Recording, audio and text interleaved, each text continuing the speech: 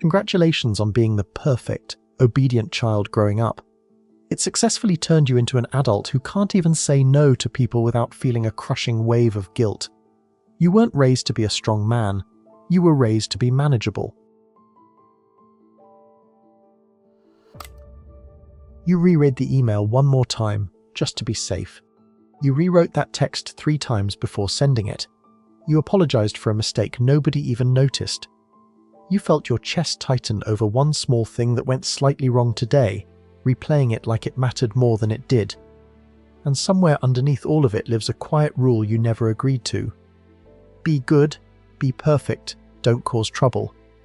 They called you the easy one, the obedient one, the perfect child. Nobody told you what that perfection would quietly cost you later. If that quiet recognition is already moving somewhere in your chest, stay with me, and maybe go ahead and subscribe, because what we're about to name is something most people perform their entire lives without ever once catching themselves doing it. Because this isn't really a story about discipline or manners or being well raised. It's about what happens inside a child who learns that love only shows up when they vanish into the version everyone else preferred.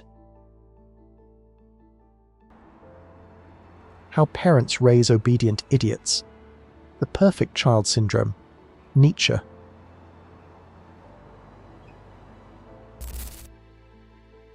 Let's start with something simple. The perfect child rarely looks wounded. That's the trick of it. They look fine, polished, capable, the one teachers loved and relatives bragged about. But watch closely, and you'll see the perfectionism running underneath, quiet and relentless. Every task redone until it's right. Every small mistake replayed at 2 a.m. like evidence in a trial. They're not chasing greatness. They're chasing safety. Because somewhere along the way, being good stopped being a choice and became a survival strategy nobody ever named. But this didn't start with you. To understand it, we have to go back, to a kitchen maybe, or a living room, where a small child first did the math. Praise came when they were quiet. Warmth came when they performed. And disappointment, that cold little shift in a parent's face, came when they were simply themselves. Too loud, too much, too needy. No child can survive that withdrawal, so they did what any clever creature does. They became whatever kept the warmth from leaving the room. And here's the part that changes everything. That wasn't weakness. That was genius. A child who shapes themselves to keep a parent close is doing something profoundly intelligent, reading the emotional weather of the home and adapting to stay safe inside it. We call it people-pleasing now, like it's a flaw. But back then, it was the smartest move available. The tragedy isn't that you learned it. The tragedy is that nobody told you the danger had passed, so you kept performing for a room that emptied out years ago. Now think about the word obedient. We treat it like a compliment. A good kid is an obedient kid. But obedience, pushed far enough, has a cost most parents never see. Because the child who always says yes slowly loses track of their own no. They stop noticing what they actually want, what they like, what they feel, what they'd choose if choosing were allowed. This is suppressed individuality, and it's quiet. There's no rebellion, no slammed door. Just a small voice inside, getting softer every year, until one day. There's a phrase the psychiatrist Donald Winnicott gave us decades ago, the false self. He noticed that some children, when their real feelings aren't welcomed, build a polished outer self to meet the world. Compliant. Agreeable. Impressive even. Meanwhile, the true self goes quiet, tucked away somewhere safe and unreachable.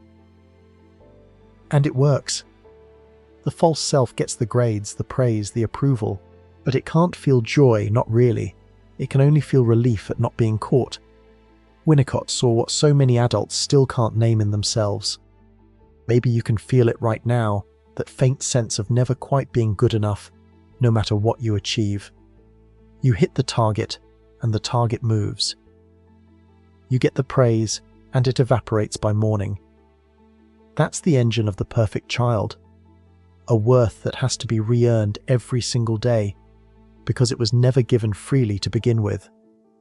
Psychologists call this conditional love. The child learns, deep in the body, that affection is a wage. And wages, of course, can always be cut. Go back with me for a second. Picture a kid at a dinner table, maybe 7 or 8 years old. They've got a thought, a real one, something they actually believe. They open their mouth, and a parent's eyebrow lifts just slightly. That's all. No yelling. Just that look. And the kid swallows the thought whole and agrees instead. Now multiply that by 1,000 tiny dinners. That's how a person learns to scan a face before they speak. How fear of conflict gets wired in before they can even spell the word. And here's where it gets sneaky. The perfect child doesn't grow into a rebellious teenager who finally breaks free. Usually they grow into the most reliable adult in the room. The one who never drops the ball. The one everyone leans on. Which sounds great, until you notice they can't rest, can't say no, can't tell you a single thing they need without a flood of chronic guilt rushing in behind it. The performance just got more sophisticated. The cage just got bigger and better decorated. But it's still a cage. There's a concept here worth knowing. The Fawn response. Most people have heard of fight, flight, and freeze, the body's ways of handling threat. But there's a fourth one, and it's the one perfect children master. Fawning. When you can't fight a parent and can't flee the home, you appease. You please. You become so agreeable, so useful, so good that you disarm the threat by erasing yourself. It's brilliant under fire. The problem is what happens when the fire's been out for 20 years and you're still fawning at everyone. Nietzsche once wrote a line that haunts people who grew up this way: become who you are. Simple words, but think about what they assume, that there's a you underneath waiting. For the perfect child, that's the terrifying part. Become who you are. They don't know who that is. They only know who they were supposed to be. The likes, the opinions, the wants, all borrowed, all approved in advance. And underneath the obedient, impressive, exhausting performance, a real question has been waiting patiently this whole time, unanswered. Let me tell you about a person, no name, just someone who could be a lot of people. He grew up as the easy one. Straight A's, never talked back. The kid relatives pointed to and said, "Why can't you be more like him?" By 30, he had the job, the apartment, the whole respectable picture. And he was quietly miserable in a way he couldn't explain, because every choice he'd ever made, the career, the city, even the partner, he'd made by asking a silent question first. What would make them proud? He'd never once asked what he wanted. What finally cracked him open wasn't a breakdown, it was a smaller thing. A friend asked him, casually, "What do you actually like to do, just for you?" And he opened his mouth, and nothing came. Total blank. This grown, accomplished man could not name one thing he did purely because it pleased him, not someone else. That silence terrified him more than any failure ever had. Because in that moment he understood. Somewhere back there, the wanting itself had been switched off, and he had no idea how to turn it back on. That switch, the one that goes off, has a name in the body too. When a child lives under constant low-grade pressure to perform, their nervous system never fully stands down. They live in a quiet state of nervous system dysregulation, always slightly braced, always scanning. It feels normal because it's all they've known. But the body keeps a tab. The clenched jaw, the shallow breath, the inability to just sit still without a task, that's not a personality trait. That's a small alarm that was set decades ago and never got switched off. Bessel van der Kolk built an entire body of work around one idea. The body keeps the score. Long after the mind has filed the past away as fine, normal, no big deal, the body remembers exactly what it cost. That tightness you feel when someone's disappointed in you, that flush of panic when you think you've let someone down, that's not you being dramatic.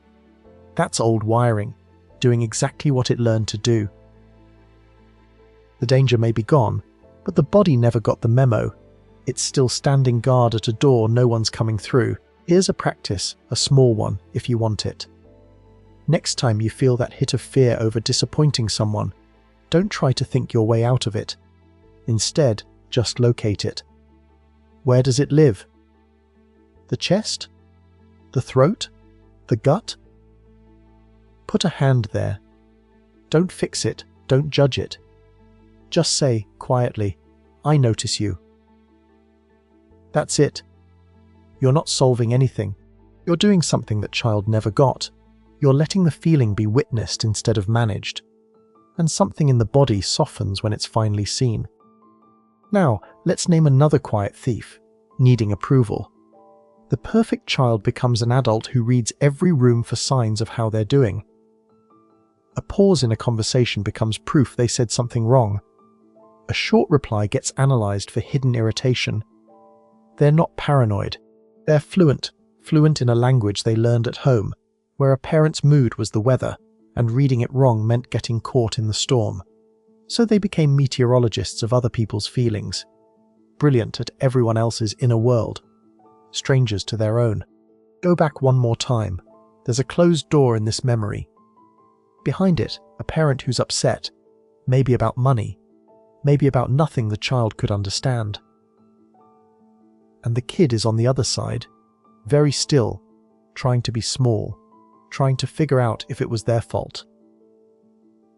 That stillness, that breath holding, that's the original walking on eggshells. And the child made a vow they don't even remember making. I will never be the reason that door slams. They've been keeping that vow ever since, with people who never asked for it.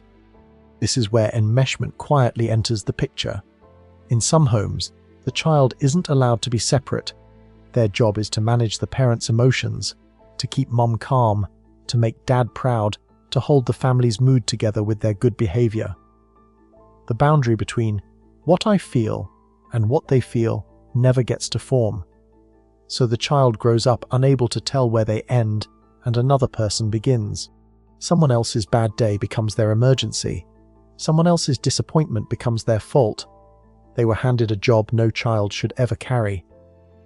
And carrying that job teaches a strange, heavy lesson, that your needs are negotiable, but everyone else's are urgent. So you get good at silencing your own needs. Hungry. It can wait. Tired. Push through. Hurt. Don't make it a thing.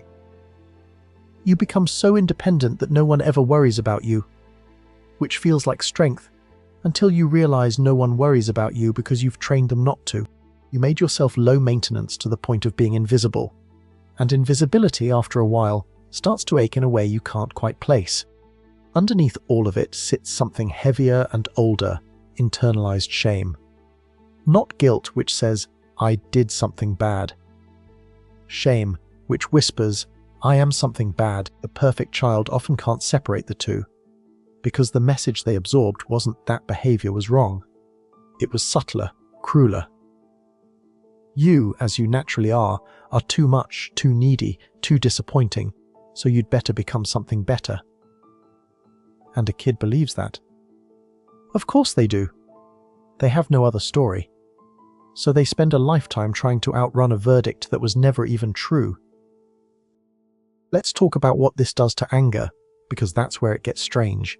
The perfect child usually doesn't get angry, at least not out loud. Anger was dangerous in the home. It risked the warmth, risked the approval.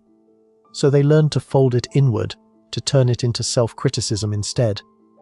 That's part of why they're so hard on themselves.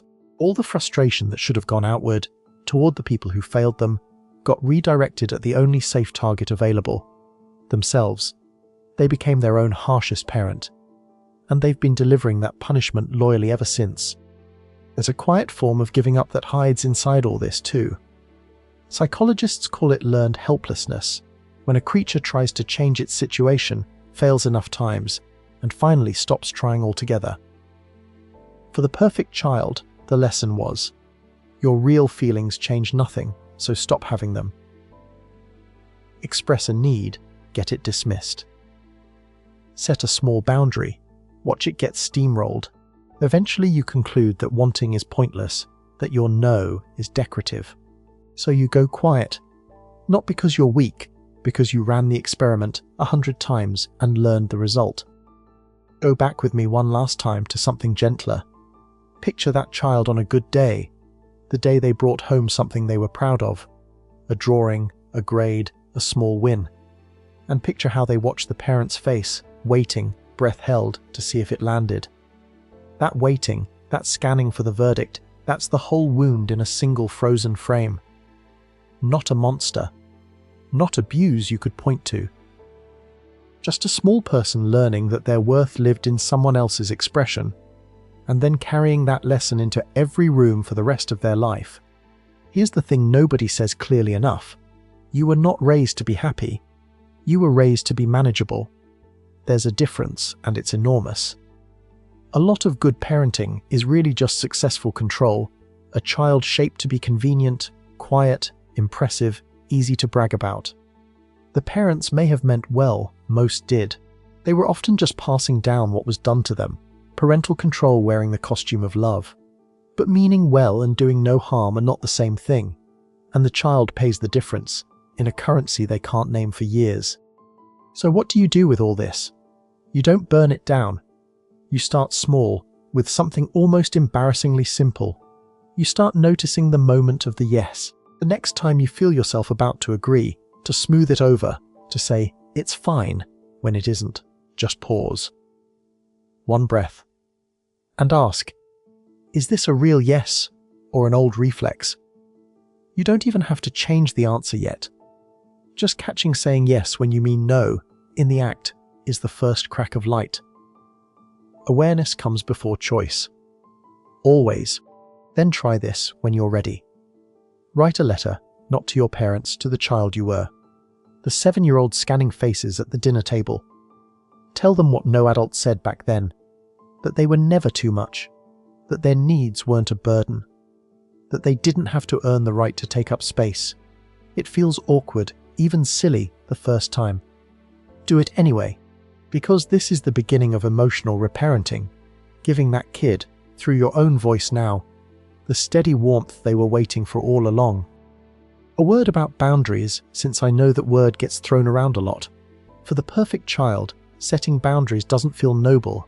It feels like betrayal, like you're being selfish, cold, ungrateful. That flood of chronic guilt that hits the second you put yourself first. That's not your conscience. That's the old training, firing on schedule, trying to pull you back into the role. A boundary isn't a wall against people. It's the line where you finally begin. And the guilt you feel crossing it is just proof of how long you went without one. Notice what starts happening as you practice. The first time you say no and the world doesn't end, something recalibrates. The first time you state a preference and someone simply says, okay, a tiny piece of the old wiring updates. This is how self-trust gets rebuilt, not in one dramatic leap, but in 100 small moments where you side with yourself and survive it. You're not becoming a new person. You're collecting evidence slowly that the old verdict was wrong. And evidence, stacked high enough, eventually outweighs the fear. There's a grief that comes with all this, and I won't pretend there isn't. Because to heal, you have to admit something tender, that you needed things you didn't get, that the love had conditions, that a part of you has been waiting, this whole time, for an apology that may never come. Let yourself feel that. Not to blame, but to finally tell the truth. The grief isn't a step backward. It's the door. You can't reclaim what you won't first admit you lost. And on the other side of that grief is something that's actually yours. What's on the other side is a kind of freedom most people never taste, emotional autonomy. The ability to feel what you feel without needing it approved. To want what you want without auditing it first. To let someone be disappointed in you and stay standing anyway, because their feelings are theirs to carry, not your emergency to fix. It sounds almost unreachable from inside the cage. But it's not a personality you have to acquire. It's a self you have to return to, the one that was there before you learned to disappear. Here's what I most want you to take with you. The obedience wasn't your truth, it was your translation.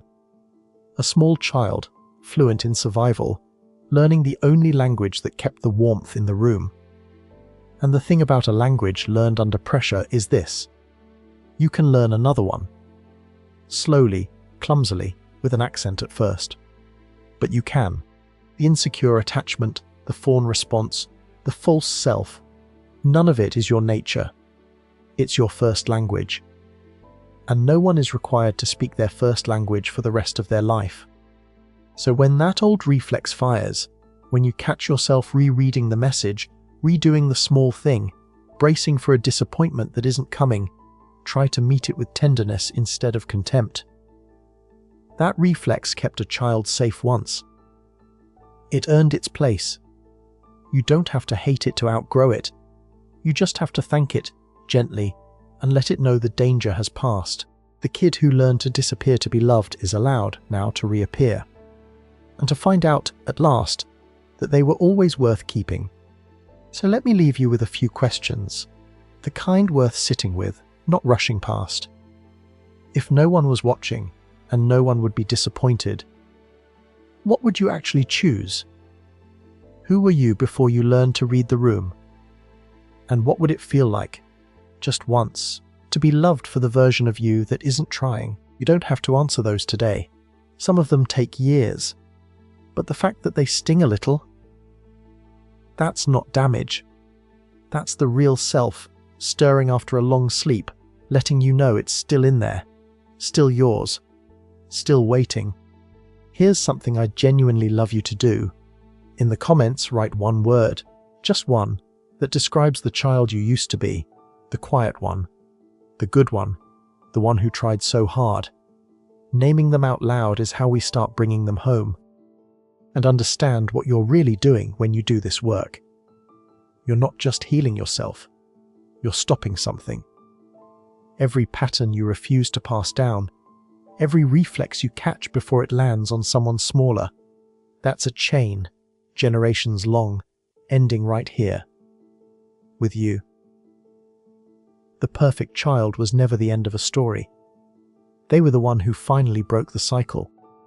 Thank you, truly, from the bottom of my heart, for staying to the very end. That alone says something about who you're becoming. You don't have to reread the message 10 more times tonight. They were always going to write back. If this gave you language for something you'd carried wordlessly, the rest of this channel is quietly waiting whenever you're ready. No rush, just here. And maybe that's the strangest part of healing. The moment you start reaching back toward people, a quieter question surfaces. Because some of us didn't just learn to perform for love. Some of us learned very early that people simply leave without warning. Mid-sentence almost. So you got good at being alone, told yourself you preferred it, that you were just wired that way. But what if that distance you call your nature was never antisocial at all? What if it was something a small child decided the first time someone vanished?